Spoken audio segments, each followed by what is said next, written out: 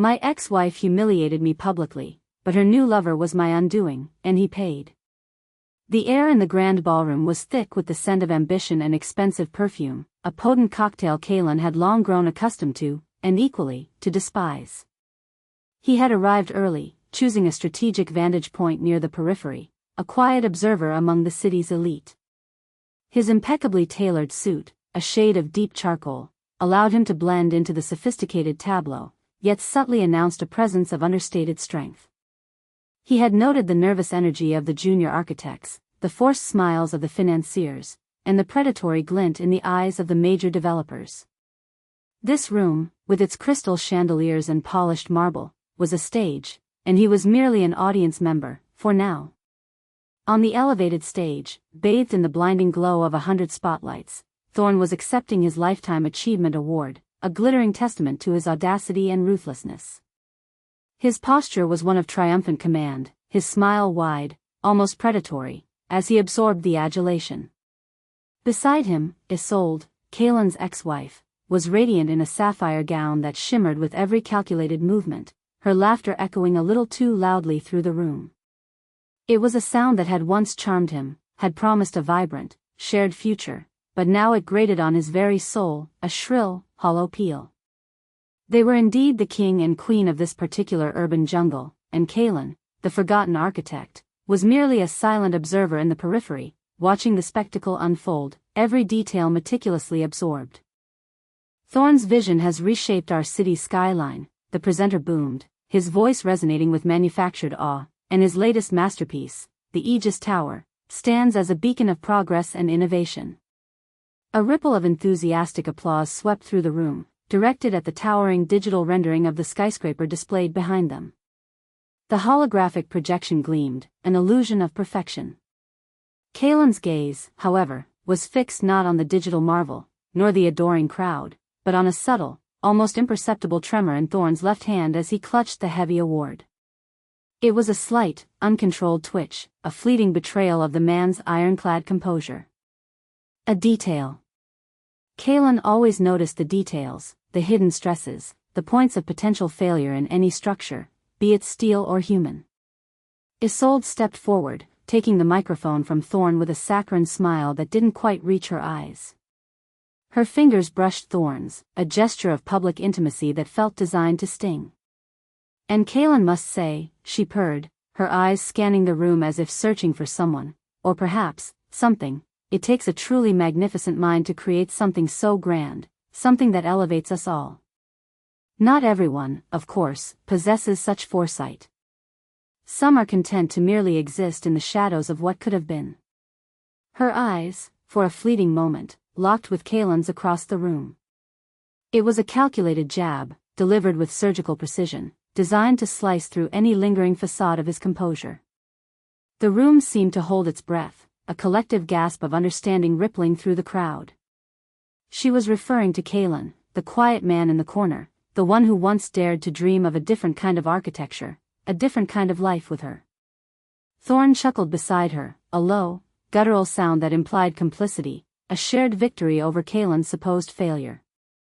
A lesser man, or perhaps a more emotionally volatile one, might have flinched, might have stormed out, or even worse, confronted them directly. But Kaelan merely offered a faint, almost imperceptible smile. His hands remained clasped calmly behind his back, his posture relaxed, his breathing even. There was no heat in his gaze, no anger, only a profound sense of understanding. They saw his stillness as weakness, his quietude as defeat. They didn't know that his mind was already 1,000 steps ahead, orchestrating a symphony of truth that would soon shatter their carefully constructed world. They celebrated their triumph, unaware that the Aegis Tower, Thorne's supposed masterpiece, was built not just on steel and glass, but on a precarious foundation of lies, a fact Kaelan now held, meticulously catalogued and irrefutably proven, in the palm of his hand. The game, he knew, had only just begun. And they, in their arrogance, had just made their final, fatal move. To understand why Kaelan stood so calm amidst their public mockery, one must first understand the journey that led him to that ballroom, a journey paved with shattered trust and a quiet, simmering resolve. Kaelan, an architect by trade, and by nature, was a craftsman of order and precision. His life, until a few years ago, was a blueprint of what he thought was happiness, a flourishing career rooted in ethical design, a beautiful home he had meticulously designed himself, and Isolde. Isolde. She was a whirlwind, a vibrant force that captivated him with her effervescent spirit and boundless energy. He was drawn to her dynamism, the way she could light up any room with her presence. His own nature was more introspective, more focused on the quiet beauty of design, the integrity of a structure, the subtle dance between form and function. He saw their differences as complementary, a perfect balance that would create a rich, fulfilling life. He poured everything into their life together, working tirelessly, often taking on less glamorous but ethically sound projects to ensure their financial stability, believing that true wealth lay not in ostentation, but in integrity and shared dreams. But Isolde's dreams, Kaelan slowly came to realize, were measured in currency and social standing. The subtle shifts began almost imperceptibly, like hairline cracks appearing in a flawless facade. Their quiet evenings discussing design concepts, the philosophical underpinnings of sustainable architecture, were gradually replaced by her fervent recounting of society events, the brands people wore, the homes they owned, the circles they moved in. Her questions shifted from the practicalities of a blueprint to the cost per square foot, the perceived status of a neighborhood. The subtle shifts became overt with her increasingly dismissive remarks about his quaint projects, comparing them unfavorably to the grand, often ethically questionable developments that Thorne, even then, was beginning to dominate the city's skyline with. She wanted a life of dazzling displays, of constant affirmation from the very elite he found so superficial, and Kaelan, with his principled approach and steady, unflashy success, simply couldn't provide it fast enough, or perhaps, in the manner she desired. He began to feel like a drag on her ambition, a quiet anchor to her soaring, materialistic aspirations. The divorce, when it came, was not a quiet unraveling but a public spectacle, orchestrated by Isolde with the precision of a seasoned manipulator. She painted him as an emotionally distant, financially inadequate dreamer, someone who held her back from her true potential, a man incapable of meeting her grand aspirations. The accusations, amplified by her well-connected social network, stung deeply. She extracted every penny she could, leveraging every legal loophole, leaving his finances in tatters, his professional reputation bruised by the whispers of his unsuitability, and his spirit, for a time, utterly crushed. He remembered sitting in the shell of his once beautiful home after she had taken everything, feeling the cold, hard reality of betrayal settle deep within him. It was during this period of raw vulnerability that Thorne, ever the opportunist, swooped in. He was everything Isolde craved, powerful, wealthy, utterly devoid of the principles Kaelan held dear, and crucially, available. Their relationship, flaunted openly through lavish public appearances and fawning magazine spreads, was another calculated blow, a final humiliation. Kaelan withdrew, not in defeat, but to lick his wounds, to observe, and to rebuild himself, piece by agonizing piece. He moved into a modest, unassuming apartment, stripping his life bare, allowing the quiet solitude to become his sanctuary. It was in this quiet period of introspection that Kaelan's secret weapon truly began to forge itself. It wasn't a hidden skill or a secret ally, but rather, an enhanced awareness, a deepening of his inherent nature. As an architect, Kaelan was trained to see beyond the facade, to understand the underlying structure, the hidden stresses, the points of failure in any construction. He could look at a building and discern its true integrity, or lack thereof. Thorne's meteoric ascent, fueled by aggressive acquisitions, rapid development, and a reputation for cutting corners, had always piqued Kaelan's professional curiosity. Thorne pushed boundaries, often blurring the lines of legality and ethics. His projects, while visually impressive and undeniably grand, always felt hollow to Kaelan, lacking the fundamental integrity he valued above all else. They were monuments to ego, not to enduring design. The Aegis Tower, Thorne's crowning achievement, became Kaelan's unwitting focus. Initially, it was just professional interest. He had seen preliminary sketches, even heard rumors of its ambitious scale years ago, before his life with Isolde imploded. But after the divorce, as Thorne and Isolde flaunted their life together, their faces plastered across society pages, that professional interest transmuted into something more personal, more purposeful. Kaelan began to notice things.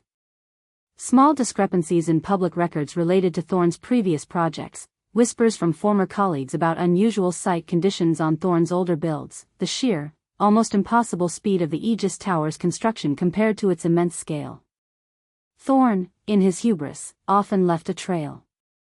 He was too confident, too careless with his details, believing his wealth and influence made him utterly untouchable.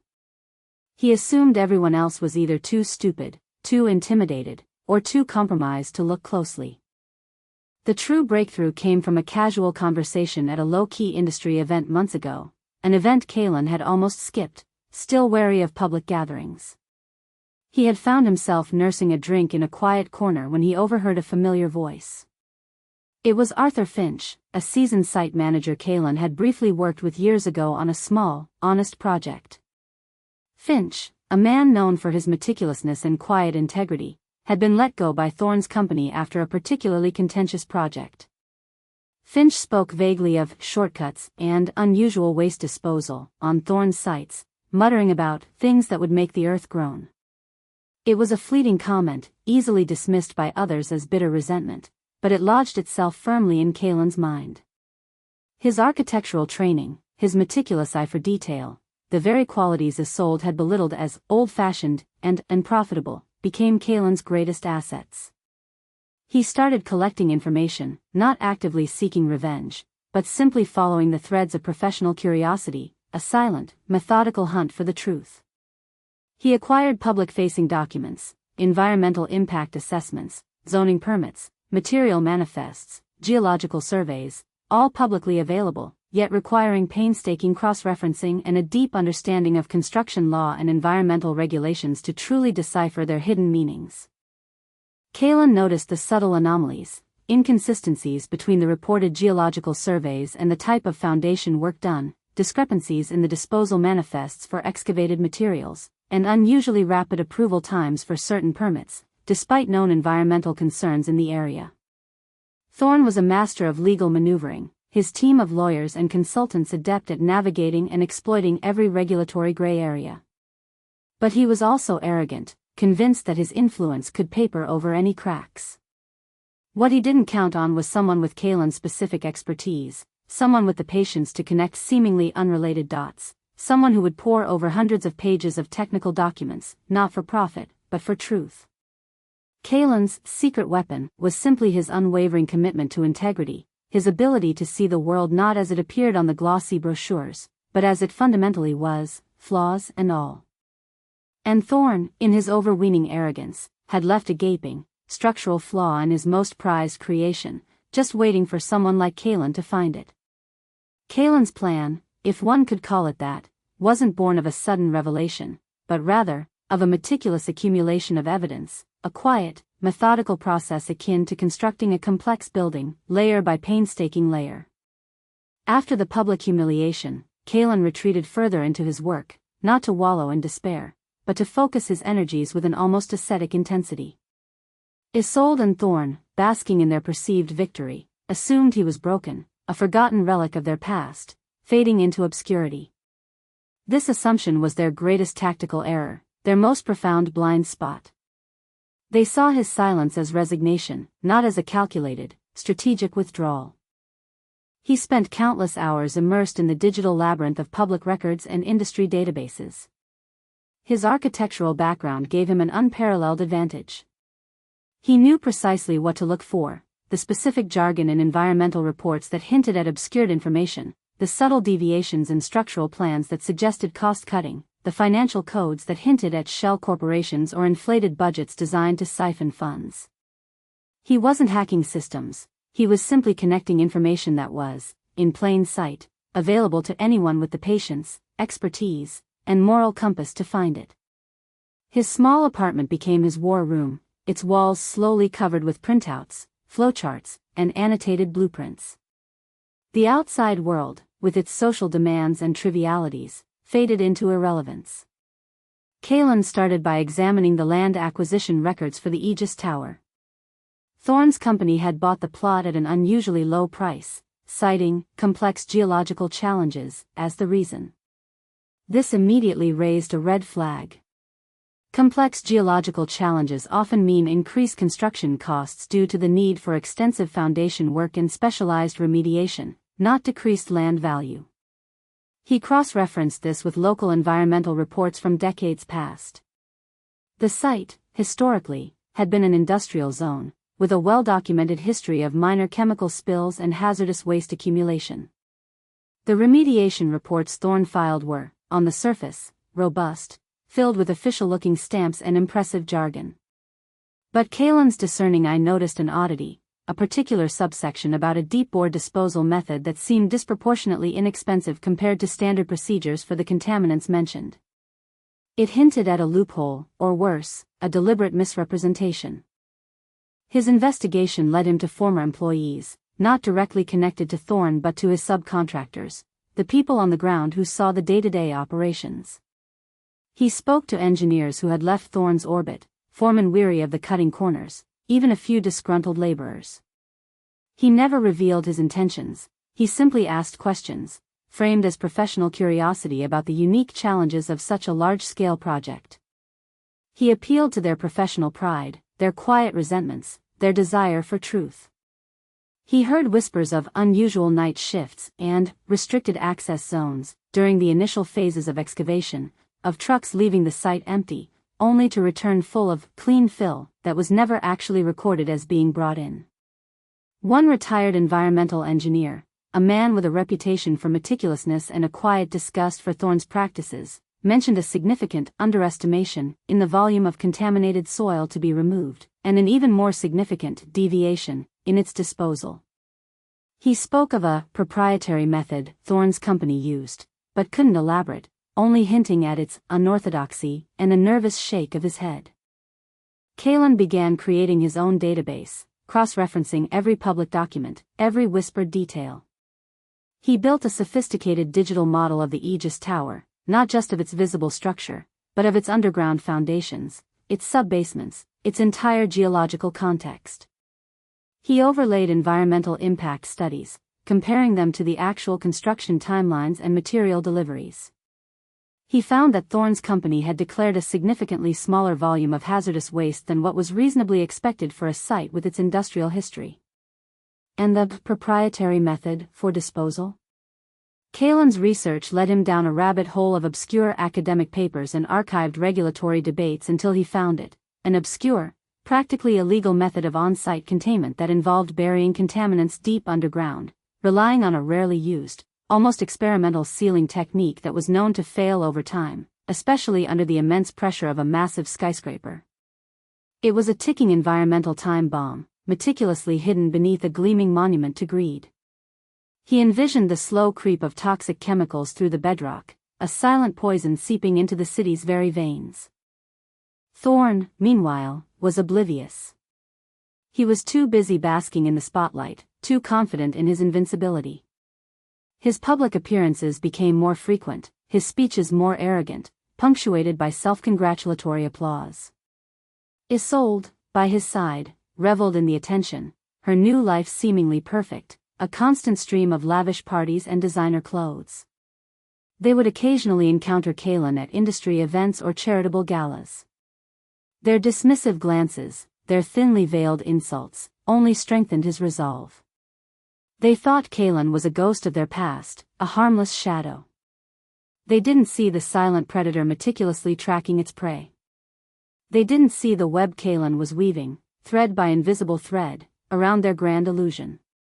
Each sneer, each condescending remark, was a knot tightened in that web. The more they celebrated, the more reckless Thorne became.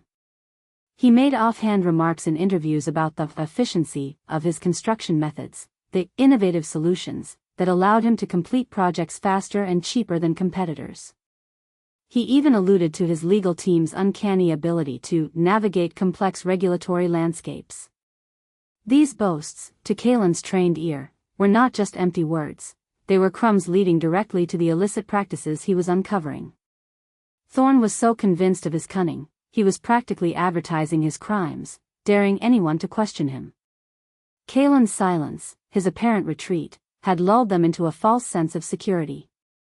They saw a broken man, but Kaelan was simply a man patiently gathering his tools, calibrating his instruments, waiting for the perfect moment to strike. The Aegis Tower, their shining symbol of triumph, was about to become their tomb. The moment arrived with the predictable grandiosity Thorne always demanded. It was the annual City Development Forum, the most prestigious gathering of architects, developers, city officials, and major investors. The highlight of the event was a special panel discussion on sustainable urban futures, and Thorne, naturally, was the keynote speaker. He was there to present the final phase of the Aegis Tower project, showcasing its supposed cutting-edge environmental solutions and receiving a special commendation from the mayor herself. The entire city's elite, including major investors and the press, filled the main auditorium, their faces a mixture of anticipation and self-importance. Isolde was, of course, prominently seated in the front row, radiating an aura of self-satisfaction, her presence a silent declaration of her status. Kaelan secured a seat near the back, an unobtrusive but strategic vantage point that allowed him to observe the entire room. His attire was impeccable, his demeanor calm, his presence almost invisible amidst the bustling crowd. He felt a quiet hum of focus within him, a readiness that transcended mere nerves. Thorne, impeccably dressed in a custom-tailored suit, stood at the podium, a massive holographic projection of the Aegis Tower shimmering behind him, its digital facade flawless. His voice boomed with practiced confidence, recounting the project's journey, emphasizing its unprecedented commitment to environmental stewardship and its responsible waste management protocols. He spoke of innovation, of setting new standards for urban development, of a legacy that would define the city for generations. He paused for dramatic effect, allowing the thunderous applause to wash over him, drinking it in. Kaelan didn't just build a skyscraper, Thorne declared, his chest puffed out, his gaze sweeping over the audience, a victor surveying his conquered territory. He built a testament to what's possible when vision meets dedication. Every aspect of the Aegis Tower, from its design to its environmental footprint, was meticulously planned and executed with the highest ethical standards. He smiled, a self-satisfied smirk. For a fleeting moment, his eyes met Kaelan's. He gave a slight, dismissive nod, a gesture of casual superiority, of a king acknowledging a forgotten jester. Thorne had absolutely no idea what was coming. When the Q&A session began, a few pre-selected questions rolled in, mostly fawning compliments designed to allow Thorne to reiterate his triumphs. Then, Kaelan raised his hand. The moderator, perhaps surprised to see a familiar face from a bygone era, a quiet figure suddenly asserting himself, nodded to him. Kaelan walked calmly to the microphone, his steps even, his heart rate steady, his focus absolute. A ripple of recognition went through the front row, Isolde's triumphant smile faltering as she saw him approach, a flicker of something akin to alarm in her eyes. Thorne's confident expression tightened imperceptibly, a subtle shift in his jawline. Kaelan, Thorne said, his voice laced with feigned surprise, a patronizing tone, a pleasure to see you. Do you have a question about the architectural intricacies? The implication was clear, stick to what Kaelan knew, the minor details, the aesthetics, not the grand vision. Indeed, Thorne, Kaelan replied, his voice clear and measured, echoing through the vast auditorium. It carried an unexpected weight. His question pertains precisely to the intricate details, specifically those concerning the foundation and environmental remediation of the Aegis Tower. Kaelan paused, letting the words hang in the air, allowing the subtle shift in the room's atmosphere to settle. A low buzz began to ripple through the audience. The Aegis Tower site, as Kaelan knows, he continued, addressing the room, not just Thorne, his voice gaining a quiet authority, is located on a former industrial zone. His research, drawing upon publicly available environmental impact assessments and geological surveys, indicates a significant level of soil contamination at the site, particularly with heavy metals and certain petrochemical residues. He clicked a remote in his hand, and projected a slide onto the massive screen behind Thorne, a detailed map of the site, overlaid with geological data and historical contamination points, clearly visible to everyone. Thorne scoffed, a dismissive sound meant to convey boredom. All publicly documented, Kaelan. And all meticulously remediated. We followed every regulation. Our environmental reports are impeccable, vetted by the best. Impeccable, perhaps, on paper, Kaelan agreed calmly, his gaze steady on Thorne, but somewhat creatively interpreted in practice. His concern, Thorne, lies with the volume of contaminated soil reported for removal and, more critically, the method of its disposal. Your company reported removing a significantly lower volume of hazardous waste than independent expert analyses would suggest for a site of this nature and history. Furthermore, your disposal manifests mention a proprietary on-site containment method. Could Thorne elaborate on this? Kaelan clicked to the next slide.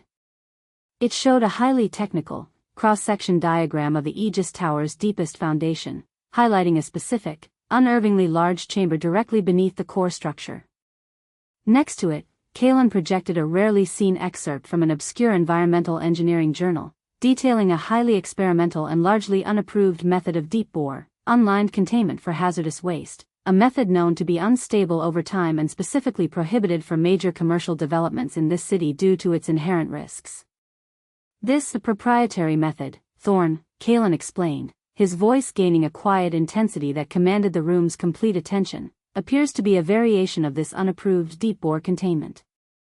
It involves excavating a vast, unlined chamber beneath the building's foundation and simply burying the hazardous material there, relying on a temporary, experimental sealant that, according to this very journal, has a high probability of failing within a decade.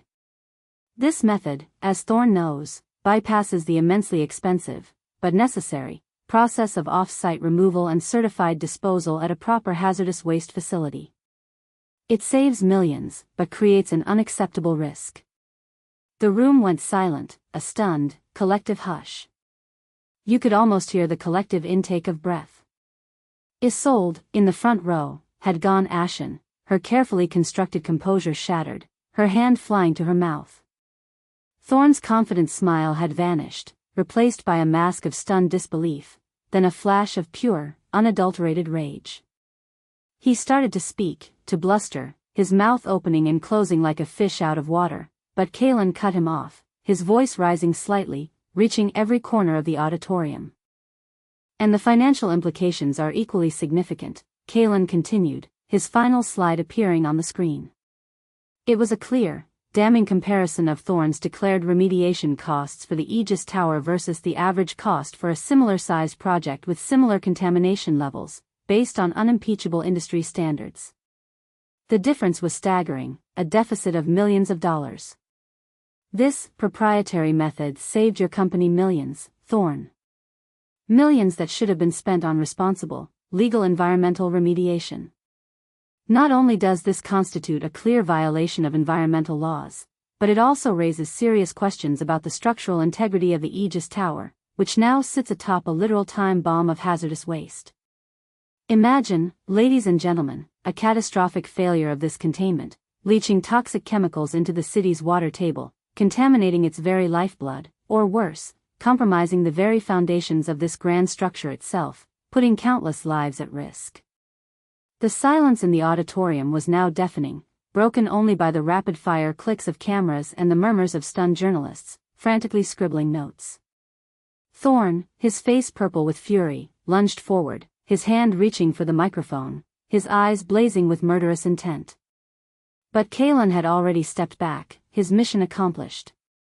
The truth, meticulously uncovered, calmly presented, had hit him with the force of a wrecking ball. His empire, built on deceit, was now trembling on the precipice of collapse, exposed by the very man he had so publicly tried to diminish. The irony, Kaelan thought, was truly exquisite. The aftermath of Kaelan's revelation was swift and brutal, a cascade of consequences that echoed through the city like thunder. The City Development Forum, which had begun as Thorne's coronation, ended in chaos, an abrupt and humiliating halt to the proceedings. The media, initially shell-shocked by the audacity of the exposé, quickly descended into a ravenous frenzy. Headlines blared across every news outlet, digital and print: Aegis Tower, monument to greed or toxic time bomb? Environmental scandal rocks Thorne development. Architect Kaelan exposes ex-wife's lover in landmark case. The story had every ingredient for public fascination: betrayal, ambition, and a looming environmental disaster that threatened the health and safety of the entire city. Thorne's immediate reaction was a furious denial, issued through his bewildered public relations team, followed by empty threats of legal action against Kaelan. But his words rang hollow. Kaelan had not presented conjecture, he had presented documented facts, cross-referenced data, and expert analysis that would be impossible to dismiss or spin away. Within hours, the city council announced an emergency investigation into the Aegis Tower project. Environmental agencies, spurred by public outcry, launched their own probes, their findings quickly corroborating Kaelan's claims. Investors, panicked by the sudden collapse of Thorne development stock, began pulling out their capital en masse. The phone calls to Thorne's opulent offices must have been relentless, a constant, shrill reminder of his rapid downfall, each ring a tolling bell. Isolde's world, which she had so carefully constructed upon Thorne's ill-gotten wealth and fleeting influence, imploded with spectacular speed. The socialite columns that once celebrated her luxurious lifestyle, chronicling her designer wardrobe and lavish parties, now published unflattering photos of her, her designer clothes seeming to mock her increasingly haggard expression. Her friends, the very people whose approval she craved and whose company she had pursued so relentlessly, evaporated like mist, unwilling to be associated with scandal. Kaelan heard whispers of her credit cards being declined at exclusive boutiques, of lavish parties being cancelled at the last minute, of her being unceremoniously dropped from various charity boards and social committees. The golden cage she had willingly entered had become a prison, and the bars were now visible to everyone. The life she had ruthlessly pursued, the one built on Kaelan's ruin, was now crumbling before her very eyes, revealed as nothing more than a hollow facade, a paper-thin illusion. The regret on her face, when Kaelan briefly saw her on television, was palpable, but it was clear to him that it wasn't for him, or for the integrity she had sacrificed. It was for the shattering loss of her opulent world, for the public humiliation that mirrored his own, yet was entirely of her own making. Kaelan's former colleagues, those who had quietly distanced themselves during his bitter divorce, now reached out, some with tentative apologies, others with unreserved admiration for his quiet strength and unyielding pursuit of truth. They were shocked, not just by the scale of the scandal, but by Kaelan's unwavering resolve in bringing it to light. They saw the meticulousness he had always championed, not as a weakness or an eccentricity, but as a formidable, almost terrifying weapon against corruption. There was no gloating on Kaelan's part, no outward display of triumph. Only a quiet satisfaction, a deep sense that justice, delayed but not denied, was finally being served. He had spent years observing the corrosive effects of unchecked ambition, and now, the structure built upon it was finally collapsing under its own inherent flaws, just as he had predicted. The fallout for Thorne was severe and absolute. The investigations quickly unearthed not just the environmental violations related to the Aegis Tower, but also a sprawling web of financial irregularities and ethical breaches that went far beyond this single project. His entire empire, it turned out, was built on a precarious foundation of deceptive practices, shell corporations, and manipulated contracts. Contracts were rescinded, assets were frozen, and lawsuits piled up from enraged investors and government agencies. The man who had once seemed invincible, whose image had graced the covers of business magazines, was now cornered, his arrogance replaced by desperation, his bluster dissolving into frantic, ineffectual pleas. He faced not only financial ruin but also serious criminal charges. The power he had wielded, the influence he had commanded, vanished overnight, replaced by the grim reality of endless legal battles and a completely shattered reputation. The quiet tremor in his hand that Kaelan had observed at the award ceremony was no longer a subtle detail, it was a prescient prelude to the seismic shift that would swallow Thorne whole. Months passed. The legal proceedings against Thorne were extensive, complex, but ultimately damning. The evidence Kaelan had meticulously gathered, combined with the subsequent investigations and witness testimonies, painted an irrefutable picture of corporate malfeasance and egregious environmental disregard. Thorne, the once unassailable titan of industry, was convicted on multiple counts, including severe environmental crimes and financial fraud. He received a substantial prison sentence, his empire dismantled, his name synonymous with scandal and deceit. The Aegis Tower project, once touted as his magnum opus, became a permanent symbol of his downfall, its construction halted indefinitely as authorities determined how to safely and responsibly remediate the toxic waste buried beneath it, a costly and complex undertaking. Isolde, stripped of Thorne's financial support and social standing, found herself facing a harsh reality she had never anticipated. Her luxurious properties were seized, her remaining assets frozen to cover Thorne's burgeoning legal debts and restitution fines. She was no longer the queen of any social circle, reduced to a ghost of her former self, navigating a world that no longer indulged her every whim. Kaelan occasionally heard fleeting, almost clinical reports of her, working a modest job in a quiet office, living in a small, anonymous apartment, the stark contrast to her previous life a potent reminder of the choices she had made. There was no joy in her suffering for Kaelan, merely a quiet understanding of the immutable laws of consequence. Her life, much like Thorne's, had been built on external validation and superficial foundations, and when the support was removed, it simply crumbled, leaving nothing of substance behind. As for Kaelan, his life slowly rebuilt itself, not with the flash and opulence that Isolde had coveted, but with a renewed sense of purpose and a profound inner peace. The exposure of Thorne's corruption had, ironically, restored Kaelan's professional standing. His name, once associated with a bitter divorce and a perceived failure, was now synonymous with integrity, meticulousness, and a keen eye for truth. He received offers for new projects, not the grand, showy developments, but those that valued ethical design, sustainable practices, and genuine craftsmanship. He found himself drawn to work that resonated deeply with his core values, projects that left a positive, lasting impact on communities and the environment. Kaelan redesigned his life with the same meticulous care he applied to his architectural blueprints. He cultivated genuine connections, spent time on pursuits that brought him quiet joy, long walks through the city's parks, sketching new designs purely for the love of it, rediscovering old books. He found himself rediscovering the simple pleasures of a life lived authentically, unburdened by external expectations. There was no burning desire for revenge anymore, only the deep satisfaction of knowing he had stood firm on his principles, even when it seemed he had lost everything.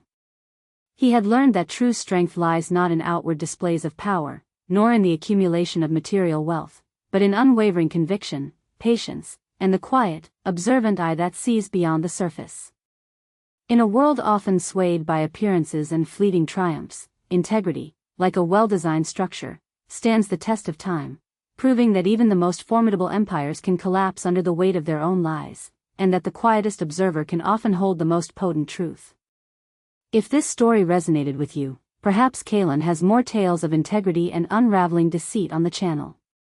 Consider subscribing and turning on notifications so you don't miss them. What do you think was Kaelan's most powerful weapon against Thorne's arrogance? Share your thoughts in the comments below.